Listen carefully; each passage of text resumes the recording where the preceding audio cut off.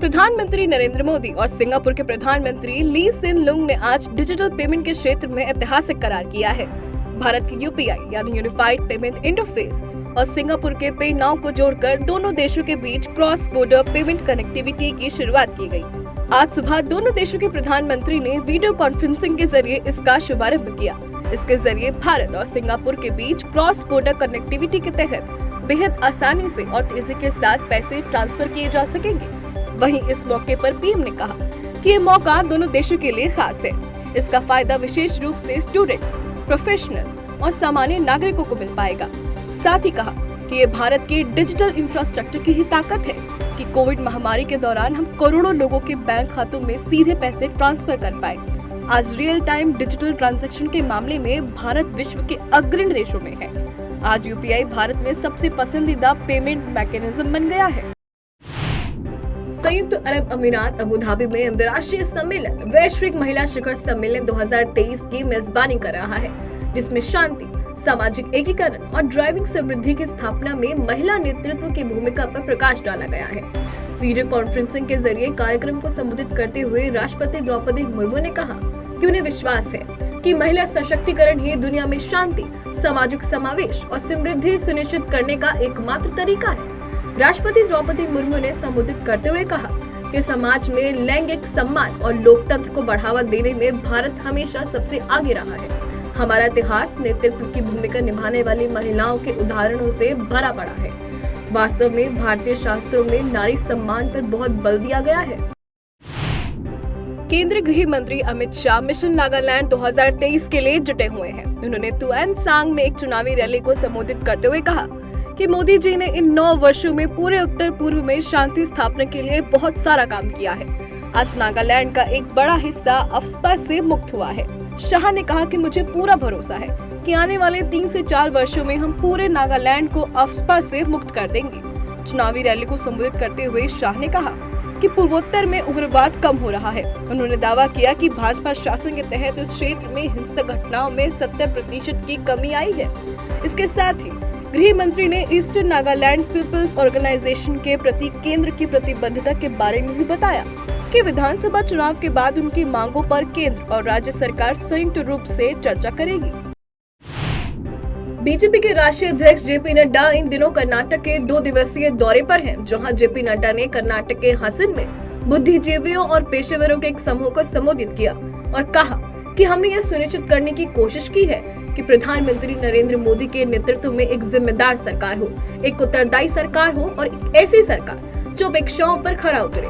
इसके साथ ही जेपी नड्डा ने दावा किया कि उनकी पार्टी हमेशा सच्चाई के लिए खड़ी रहती है, जबकि देश में कांग्रेस सहित तमाम राजनीतिक दल परिवारवादी या वंशवादी दल है, जो हमेशा समाज के खिलाफ रहे हैं। नड्डा ने कहा कि कांग्रेस ने सत्ता में रहते हुए पीएफआई के खिलाफ 175 मामलों को वापस लिया था और 1600 पीएफआई और केडीएफ कार्यकर्ताओं को रिहा कर दिया था। इसका क्या मतलब है? यह तुष्टीकरण क्यों? आप कानून व्यवस्था की स्थिति से क्यों खिलवाड़ कर रहे हैं? विदेश मंत्री एस जयशंकर ने राहुल गांधी के चीन वाले बयान पर पलटवार किया। उन्होंने कहा कि वो भारत चीन तनाव को लेकर गलत धारणा फैला रहे हैं। जयशंकर ने न्यूज एजेंसी एएनआई से कहा, वो नैरेटिव फैला रहे हैं कि भारत सरकार डरी हुई है। ऐसा है तो भारतीय सेना को एलएसी पर किसने भेजा? राहुल गांधी ने उन्हें नहीं भेजा, प्रधानमंत्री नरेंद्र मोदी ने उन्हें भेजा है। यह उनसे पूछा जाना चाहिए कि कौन सच बोल रहा है।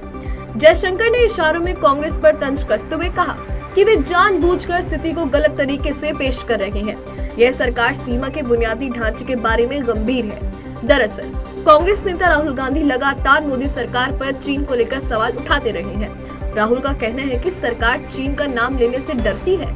इसी को लेकर एस जयशंकर ने जवाब दिया है। राष्ट्रीय जांच एजेंसी यानी एनआईए गैंगस्टर टेरर फंडिंग मामलों को लेकर एक बार फिर से एक्शन में आ गई है। इस बार एनआईए की टीम ने देश भर में 70 से अधिक ठिकानों पर छापे मारे हैं। इसमें पंजाब, हरियाणा, राजस्थान, दिल्ली, चंडीगढ़, गुजरात और मध्य प्रदेश समेत अन्य राज्य शामिल हैं।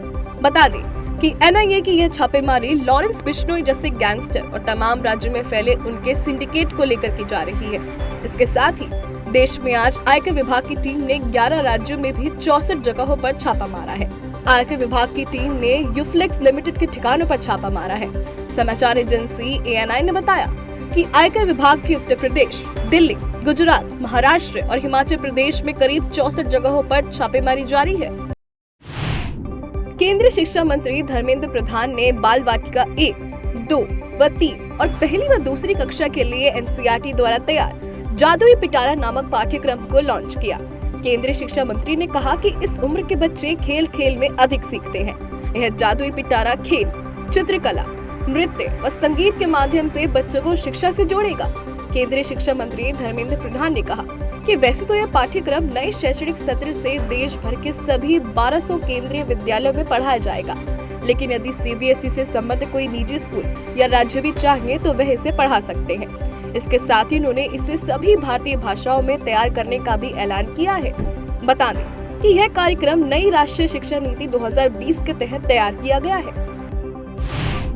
शिवसेना का नाम और चुनाव चिन्ह तीर कमान की लड़ाई अब सुप्रीम कोर्ट में है। उद्धव ठाकरे गुट ने चुनाव आयोग के फैसले के खिलाफ सुप्रीम कोर्ट का रुख किया है। सुप्रीम कोर्ट उद्धव ठाकरे गुट की याचिका पर सुनवाई के लिए राजी हो गया है। इसको लेकर 22 फरवरी कोर्ट में सुनवाई होगी।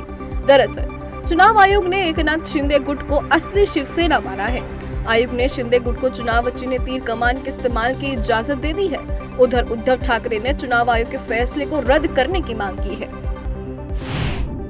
पूर्व आईएएस अधिकारी बीवीआर सुब्रमण्यम को नीति आयोग के मुख्य कार्यकारी अधिकारी के रूप में नियुक्त किया गया है। वो परमेश्वरम अय्यर की जगह लेंगे। बता दें कि परमेश्वरम अय्यर को विश्व बैंक के कार्यकारी निदेशक के रूप में नामित किया गया है।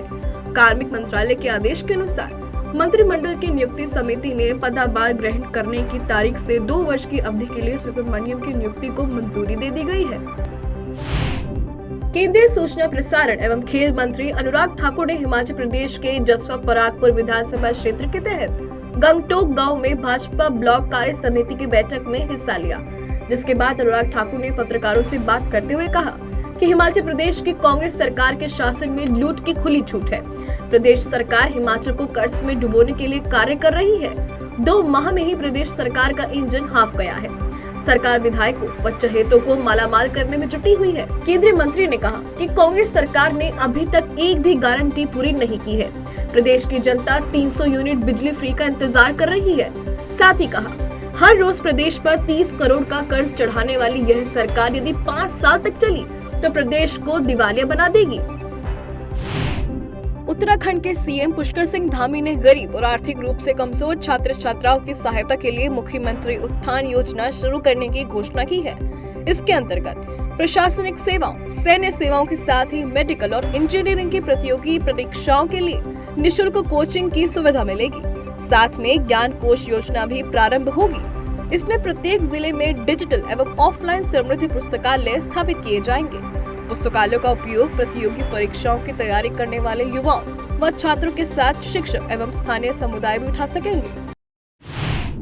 उद्धव ठाकरे को एक के बाद एक कई झटके लग रहे हैं। पार्टी का नाम और चुनाव निशान छिन जाने के बाद अब उनसे संसद का दफ्तर भी छिन गया है। चुनाव आयोग के फैसले के मद्देनजर संसद में शिवसेना का दफ्तर अब शिंदे गुट का हो गया है। अब इस दफ्तर पर उद्धव गुट का कोई अधिकार नहीं है।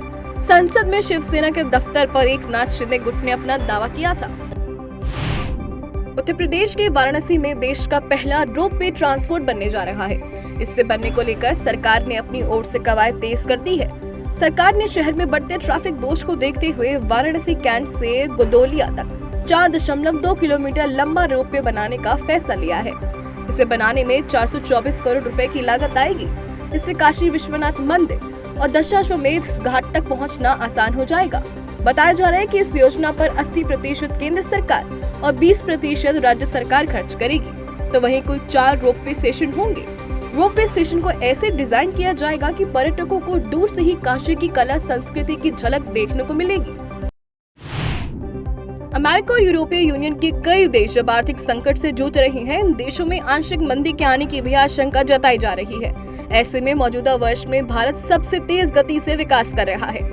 इंटरनेशनल मॉनेटरी फंड यानी IMF ने कहा कि भारत और चीन इस वर्ष वैश्विक ग्रोथ में आधे से ज्यादा का योगदान करेंगे। वहीं 1/4 अतिरिक्त ग्रोथ में योगदान एशिया के अन्य देश करेंगे। IMF के अनुसार एशिया के इमर्जिंग और विकासशील देशों में महामारी के चलते सप्लाई चेन में दिक्कतें आई थी, वो अब खत्म हो रही है। सर्विस सेक्टर में तेज वृद्धि नजर आ रही है। IMF के अनुसार इन बातों के चलते 2022 के 3.8% के मुकाबले 2023 में ग्रोथ रेट 4.7% रहने का अनुमान है, जो दुनिया के अन्य क्षेत्रों के मुकाबले बहुत ज्यादा रहेगा। देश भर में रोजगार को लेकर अच्छी खबर सामने आ रही है। कर्मचारी राज्य बीमा निगम स्कीम में सदस्यों की संख्या काफी तेजी के साथ बढ़ती जा रही है। इस योजना के तहत दिसंबर 2022 के महीने में 18 लाख से अधिक नए श्रमिकों को जोड़ा गया है। राष्ट्रीय सांख्यिकी कार्यालय की तरफ से जारी आंकड़ों के अनुसार कर्मचारी राज्य बीमा निगम के तहत दिसंबर में लगभग 27,700 नए प्रतिष्ठान पंजीकृत किए गए हैं, जो अपने कर्मचारियों को सामाजिक सुरक्षा कवर की सुविधा देने में अहम भूमिका निभा रहे हैं। आंकड़ों के अनुसार दिसंबर 2021 और दिसंबर 2022 की तुलना में कर्मचारी राज्य बीमा योजना में योगदान देने वाले 14.52 लाख कर्मचारियों की वृद्धि हुई है। भारत अब जल्द ही सेमीकंडक्टर का हब बनने जा रहा है। दरअसल भारतीय कंपनी वेदांता और ताइवानी इलेक्ट्रॉनिक्स कंपनी फॉक्सकॉन के सेमीकंडक्टर और डिस्प्ले बनाने का फैसला किया है, जिसके लिए गुजरात के अहमदाबाद शहर के पास स्थित धोलेरा में मैन्युफैक्चरिंग प्लांट स्थापित किया जाएगा। यह जानकारी सरकार की ओर से दी गई है। बता दें कि वेदांता और फॉक्सकॉन के बीच किया गया जॉइंट वेंचर देश की आजादी के बाद कॉर्पोरेट इतिहास का सबसे बड़ा निवेश है। इसके तहत दोनों कंपनियां मिलकर 1,54,000 करोड़ रुपए के निवेश से प्लांट स्थापित करेंगी। दोनों कंपनियों के बीच निवेश का ये करार पिछले वर्ष हुआ था। देश के पहले सेमीकंडक्टर प्लांट से 1 लाख से अधिक लोगों को रोजगार मिलने का अनुमान है। भारत और ऑस्ट्रेलिया के बीच खेली जा रही बॉर्डर गावस्कर ट्रॉफी के तहत ऑस्ट्रेलिया 2 टेस्ट मैच हार चुकी है। अब इंदौर में होने वाले तीसरे टेस्ट से पहले ही ऑस्ट्रेलिया के आधे खिलाड़ी वापस स्वदेश लौट गए हैं। जानकारी के अनुसार कप्तान पैट कमिंस पारिवारिक चिकित्सा स्थिति के कारण घर वापस लौटे हैं। डेविड वार्नर कोहनी की चोट के चलते इस सीरीज से बाहर हो गए हैं। वहीं जोश हेजलवुड भी चोटिल हैं। एस्टन एगर इसलिए स्वदेश लौट रहे हैं क्योंकि टीम प्रबंधन के पास सीरीज में उनके लिए कोई योजना नहीं है। बताया जा रहा है कि वे शेफील्ड शील्ड में खेलेंगे। वहीं टोडी मर्फी साइड स्ट्रेन से जूझ रहे हैं। पेसर लॉन्स मॉरिस भी शेफील्ड शील्ड में खेलना चाह रहे हैं क्योंकि मिशेल स्टार्क और कैमरन ग्रीन खेलने के लिए फिट है। वर्ष 2022 में आई फिल्म द कश्मीर फाइल्स ने एक बार फिर इतिहास रचा है। विवेक अग्निहोत्री के डायरेक्शन में बने इस फिल्म ने Dada Saheb Phalke international film festival 2023 में बड़ी उपलब्धि हासिल की है। अनुपम खेर, मिथुन चक्रवर्ती जैसे मंचे कलाकारों से सजी फिल्म ने बेस्ट फिल्म का अवार्ड अपने नाम किया है। डायरेक्टर विवेक अग्निहोत्री ने ट्वीट कर इसकी जानकारी शेयर की है। विवेक अग्निहोत्री ने ट्वीट कर कहा कि यह अवार्ड आतंकवाद से पीड़ित और भारत के सभी लोगों को डेडिकेट करता हूं। बता दें कि अनुपम खेर को इसी फिल्म के लिए मोस्ट वर्सेटाइल एक्टर भी चुना गया है।